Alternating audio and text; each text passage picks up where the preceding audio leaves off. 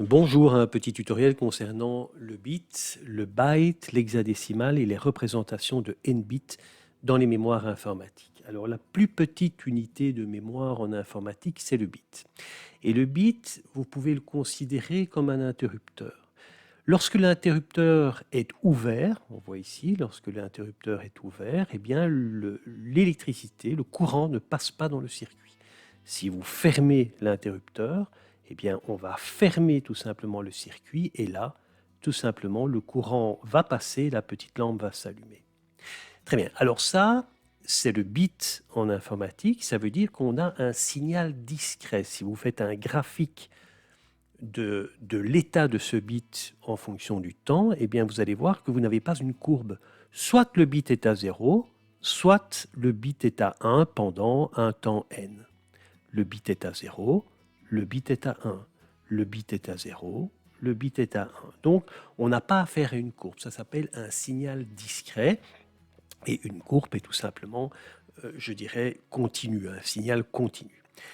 Très bien. Alors, le nombre de représentations possibles de 1 bit, c'est quoi? Eh bien, lorsque vous avez un seul bit, vous avez deux états possibles. Effectivement, j'ai l'état allumé, j'ai l'état éteint.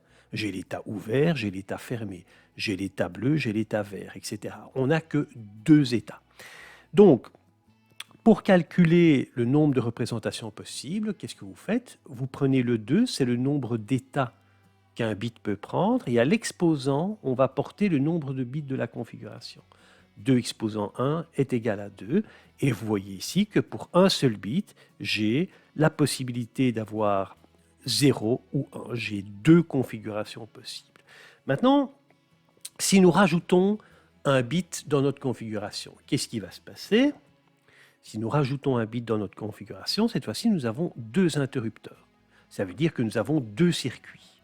Eh bien, dans ce cas-là, on peut très bien imaginer que l'interrupteur 1 soit ouvert, l'interrupteur 2 est ouvert. L'interrupteur 1 est ouvert, l'interrupteur 2 est fermé. L'interrupteur 1 est fermé, l'interrupteur 2 est ouvert. Et dans ce cas-ci, les deux interrupteurs sont fermés. Donc on voit bien que nous avons tout simplement quatre possibilités. Alors si nous reprenons la définition que nous avons vue précédemment, effectivement, 2, c'est le nombre d'états possibles pour un bit, et à l'exposant, je porte le nombre de bits de la configuration. Cette fois-ci, j'ai 2 bits, donc 2 exposant 2, ça fait 4. Donc je peux représenter 4 choses différentes avec 2 bits. Bon, ce n'est pas encore beaucoup. Nous allons voir sur le slide suivant, cette fois-ci, nous avons 3 bits dans la configuration. Ça veut dire que nous avons 3 circuits dans ce cas-ci.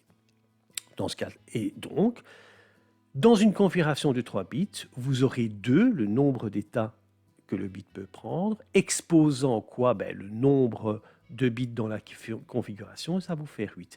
Alors, forcément, plus on va augmenter le nombre de bits dans la représentation, plus il sera difficile d'établir toutes les possibilités. Alors pour ça, il y a un petit truc.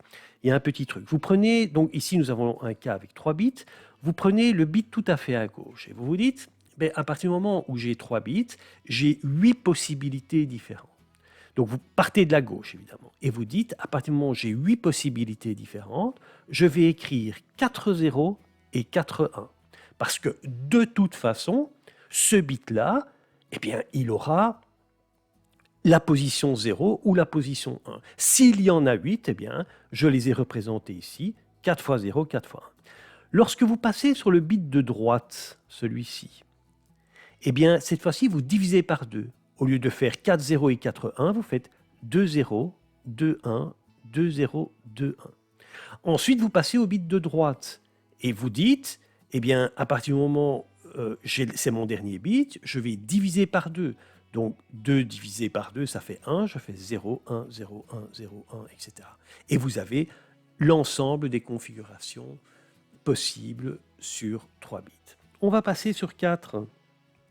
Lorsque vous êtes sur 4 bits, cette fois-ci, j'ai 4 interrupteurs et le nombre de représentations possibles de 4 bits, c'est 2. Je rappelle que 2 est le nombre d'états possibles pour un seul bit.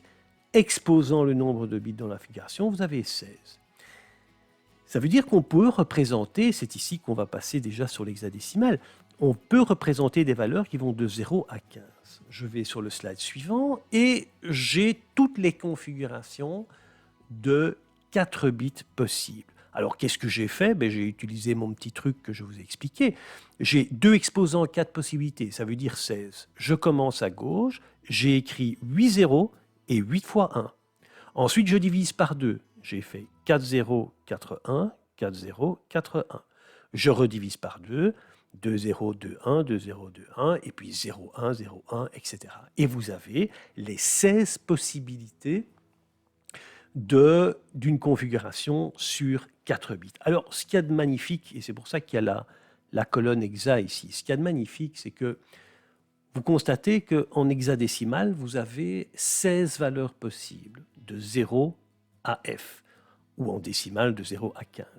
Or, une configuration sur 4 chiffres binaires vous donne exactement 16 configurations, 16 représentations différentes de 4 chiffres binaires. Mais ça veut dire quoi? Mais ça veut dire tout simplement que 4 chiffres binaires représentent exactement un chiffre hexadécimal. Et c'est ce que le tableau que vous avez ici sur votre gauche. Alors si je reviens sur les systèmes de numération de position qu'on a vu dans une précédente vidéo, eh bien, c'est très facile à calculer, évidemment. Regardez, la valeur 3 en hexadécimal. Comment vais-je la calculer? Eh bien, ici, j'ai le bit de position 0, le bit de position 1, le bit de position 2 et le bit de position 3. Je constate que, pour ma valeur 3, ici, le bit de position 0 est à 1. Donc, je fais 1 fois 2 exposant 0, ce qui fait 1. Le bit de position 1 est à 1 également. Je fais donc 1 fois 2 exposant 1, ça fait 2. Donc j'ai 2 et 1. Alors que le bit de position 2 et le bit de position 3 sont à 0, ça veut dire 0 fois 2 exposant 2 et 0 fois 2 exposant 3, ça fait 0. Donc je fais 0, plus 2, plus 1, ça fait bien 3. Si je viens maintenant sur, excusez-moi, je reprends mon slide, je vais ici par exemple sur la lettre C. Le premier bit est à 0, le deuxième bit est à 0. Par contre, le troisième bit est à 1. Ça veut dire que je vais faire 1 fois 2 exposant 2, ça veut dire 4. Ensuite, j'aurai ici 1 fois 2 exposant 3, ça veut dire 8. 8 plus 4, ça fait 12. Eh bien, regardez, C, c'est bien la valeur 12. 9, 10, 11, 12. Et donc, grâce à l'hexadécimal, vous allez pouvoir représenter des valeurs binaires de manière beaucoup plus aisée. C'est pour ça qu'on utilise l'hexadécimal. C'est pour ça que l'hexadécimal est absolument indispensable à l'informaticien, parce que travailler en décimal, il faut l'oublier, travailler en binaire est extrêmement ardu. Par contre, lorsque on peut diviser par 4 quelque part, ceci représente un chiffre hexadécimal, c'est le 9. Vous représentez une configuration de 4 caractères par un seul, ce qui est quand même assez sympathique. Et c'est la raison pour laquelle l'hexadécimal est très précieux pour l'informaticien. Maintenant, nous allons au slide suivant, et cette fois-ci, nous attaquons le byte, c'est-à-dire 8 bits. Eh bien, 8 bits, ça veut dire 8 interrupteurs. À partir du moment où j'ai 8 interrupteurs, je peux représenter combien de représentations différentes possibles? Eh bien, je vais dire 2. Pourquoi? Parce que 2, c'est les deux états du bit que nous connaissons. Donc 2 exposant 8, c'est 256. Ça veut dire que vous pouvez représenter des valeurs de 0 à 255. Je vais au slide suivant. Lorsque vous avez n bits dans une représentation, eh bien, vous savez maintenant que si vous voulez savoir combien de représentations différentes possibles pour ces n bits, combien y a-t-il de représentations différentes possibles pour ces n bits, eh bien, ça sera 2 exposant n. Donc, si j'ai 1 bit 2, 2 bits 4, 4 bits 16, 8 bits 256, 16 bits 65 536, 24 bits 16 777 216, 32 bits 4 294 967 296, etc.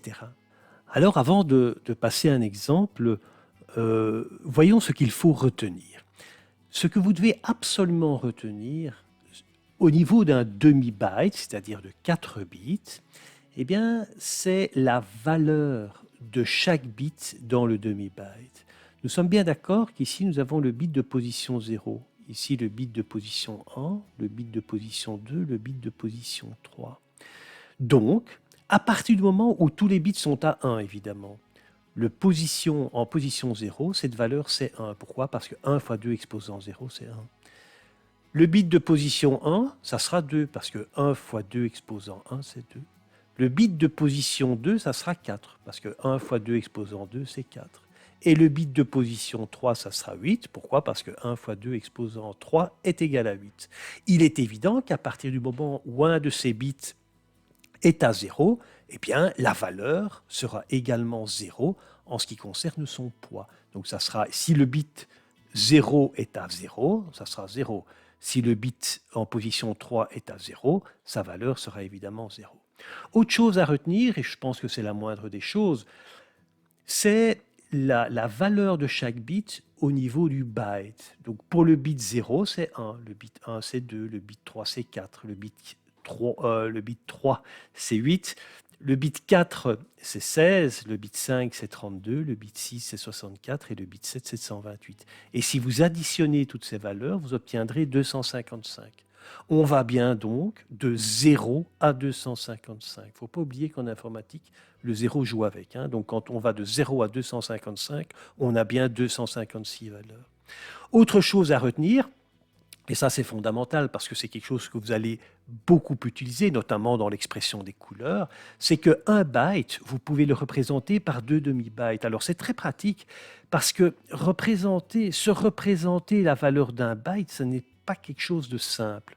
Par contre, lorsque vous représentez 2 demi-bytes, eh bien vous avez compris que le premier demi-byte, le byte de droite, et le deuxième demi-byte, le demi-byte de gauche, excusez-moi, j'ai dit le byte, mais c'est le demi-byte de droite et ensuite le demi-byte de gauche, eh bien, vous allez pouvoir représenter chaque demi-byte par un chiffre hexadécimal. Et ça sera évidemment très pratique. On va voir ça dans quelques petits exemples pour terminer. Voyez un petit peu le byte que j'ai ici. 1, 0, 0, 1, 1, 1, 0, 0. J'ai mis simplement une petite ligne un peu plus épaisse au milieu pour bien montrer les 2 demi-bytes, celui de droite et celui de gauche. Eh bien, nous pouvons exprimer ce byte sous forme hexadécimale de manière très simple. Pourquoi? Parce qu'on va compter ensemble. N'oubliez pas, ce byte-ci c'est 1, ça c'est 2, ça c'est 4 et ça c'est 8. 0 plus 4 plus 8, ça fait 12. C'est bien la lettre C. Si je reviens sur mon tableau de représentation de 4 bits pour la numération hexadécimale, ben c'est bien cette configuration-là. 4 plus 8 donne bien ma lettre C. Je reviens sur mon exemple. Pour le demi-byte de gauche, ben je vais avoir 1. Pourquoi? Le bit est à 1. Donc j'ai 1 plus 0 plus 0 plus 8. Ça fait bien 9. Eh bien, vous pouvez représenter ce byte. Je vais le relire. 1, 0, 0, 1, 1, 1, 0, 0. Ce qui est quand même assez ardu à utiliser par l'expression 9C en hexadécimal, ce qui est quand même beaucoup plus simple. Le suivant, c'est tout bête.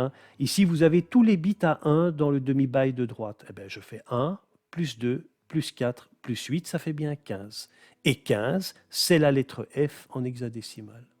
Et ici, j'aurai 1, plus 0, plus 4, plus 8. Ça veut dire 13. C'est bien la lettre D en hexadécimal. On peut aller vérifier ensemble. Vous voyez ici, j'ai D, c'est bien 1, plus 1, 0, 1, 1, ce qui fait 1, plus 0, plus 4, plus 8, ça fait bien 13. 9, 10, 11, 12, 13. D'accord? Donc, vous voyez que ça ne représente aucune difficulté. Alors, on peut faire les deux suivants. Ici, vous avez 0, plus 0, plus 0, plus 8. J'ai 8 hexadécimales. Ici, j'ai 1, plus 0, plus 0, plus 0, 1 hexadécimal. Et donc ce byte, l'ensemble de ce byte, je peux le représenter par l'expression 1, 8 en hexadécimal. Et le dernier, ça sera évidemment 1 plus 0 plus 0 plus 8, c'est toujours 9. 0 plus 1, ça veut dire 2 0 plus 2 plus 0 plus 8, ça fait bien 10. Et il m'a évidemment mis la lettre A. On va attendre que la barre, voilà. Et je peux représenter donc ce dernier byte par l'expression 1, 9.